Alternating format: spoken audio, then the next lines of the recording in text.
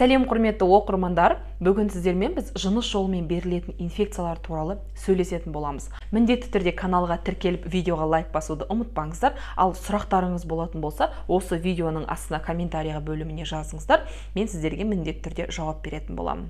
Жыныс жолымен берілетін негізгі инфекциялар түріне 4 түрлі инфекция жатады. Ең біріншісі ол хламидия, гонорея, трихомониаз және де микоплазма гениталиум. Егер де осы 4 инфекция сізде анықталатын болса, исключительно тек қана жыныс жолымен берілетін инфекциялар, және оларды біз міндетті түрде емдеуіміз керек, және де жыныстық серіктестікпен, мысалы күйеуіңіз немесе жігітіңіз бірге емделу керек. Себебі тек қана әйел адамды емдеу ол жақсы нәтиже беруі мүмкін, бірақ қайтадан жыныстық қатынасқа түскен кезде ол қайтадан бір-біріне беріліп, солай ауысып жүре береді. Жалпы бұдан бөлек ВИЧ, сифилис, гепатит Б, С, ВПЧ дейміз, вирус папилломы человека, герпес сияқты инфекцияларда жыныс жолымен берілуі мүмкін. Бірақ біз бүгін бұл туралы айтпаймыз, основной жаңа жоғарыда аталған 4 түрлі инфекция туралы сөйлесетін боламыз. Жыныс жолымен берілетін инфекциялар негізінен көпшілік жағдайда, 90% жағдайда бұл инфекциялар өзінің клиникасын, симптомын, яғни жалып болмайды әйел адамдарда, ал 10% жағдайларда бұл қатыр мойынның қабынуы цервицит түрінде жүруі мүмкін. Ол экзоцервицит болуы мүмкін, немесе эндоцервицит. Дәрігерге келген кезіңізде ол сізді ең бірінші осы қынапқа айнаны салып, айна арқылы қараған кезімізде сол жерден бір иіспен, жасыл, сондай іріңді, немесе көпіршікті, сондай выделениялар болуы мүмкін. Мінекей осындай выделенияларды көрген жағдайда міндетті түрде гинеколог дәрігер сізге осы жыныс жолымен берілетін инфекциялар бар ма, жоқ па, соны анықтауға сізге направление береді. Жыныс жолымен берілетін инфекцияларды анықтайтын негізгі анализ бұл ПЦР анализ деп аталады. Немесе флороциноз NC-MT деп айтауға болады. Яғни флороциноз N деген бұл Neisseria gonorrhea, C деген бұл хламидия трахомонатис, M деген микоплазма гениталиум, ал T дегеніміз бұл трихомониаз.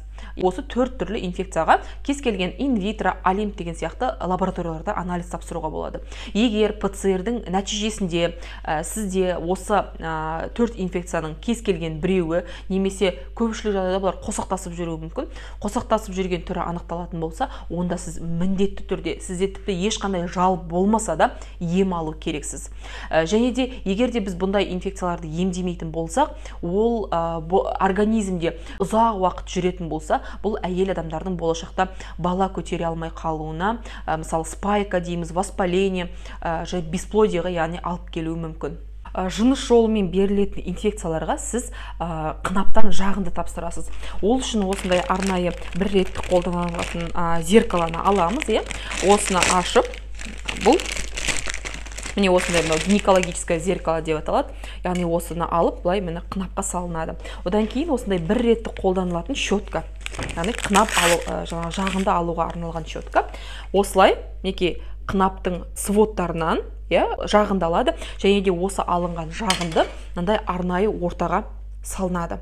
Мінекей осындай кішкене пробиркада анализ тапсырылады, осы лабораторияға жеткізіліп, яғни лабораторияда осы инфекциялар бар ма, жоқ па анықталады. Оқырмандардан жиі келетін сұрақтардың бірі бұл қан арқылы анализ тапсырған кезде ИФА деп айтады.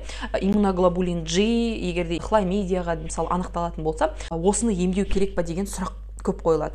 ПЦР дегеніміз бұл бізде жаңағы на реальном времени дейді. Яғни дәл қазір сізде бұл инфекция бар ма, жоқ па, соны көрсетеді. Яғни біз тек қана ПЦР анализдің результатын емдейміз.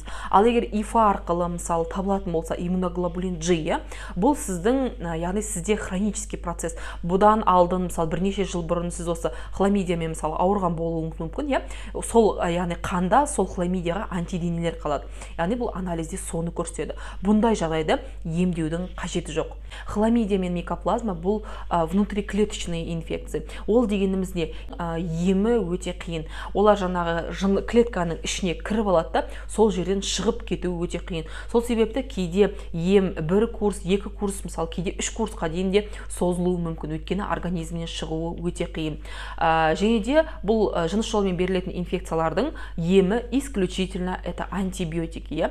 Антибиотиктен басқа еш нәрсемен емделмейді. Мази, тампоны, свечки какие-то, там бір травы деген сияқты онда еш нәрсе көмектеспейді. Исключительно тек қана антибиотик. Антибиотик антибиотиктердің ішінен біз тетрациклиновый ряд, азитромицин, офлоксацин, например, да, джозамицин, қосымша метронидазол, тинидазол, және де бұл цефалоспориновый второй, третий поколение. Яки осындай антибиотик топтарымен емделеді. Егер де сізде жыныс жолымен берілетін инфекциялар анықталған болатын болса, міндетті түрде сіз гинекологта, ал сіздің серіктесіңіз ол урологта одновременно ем алу қажетсіздер.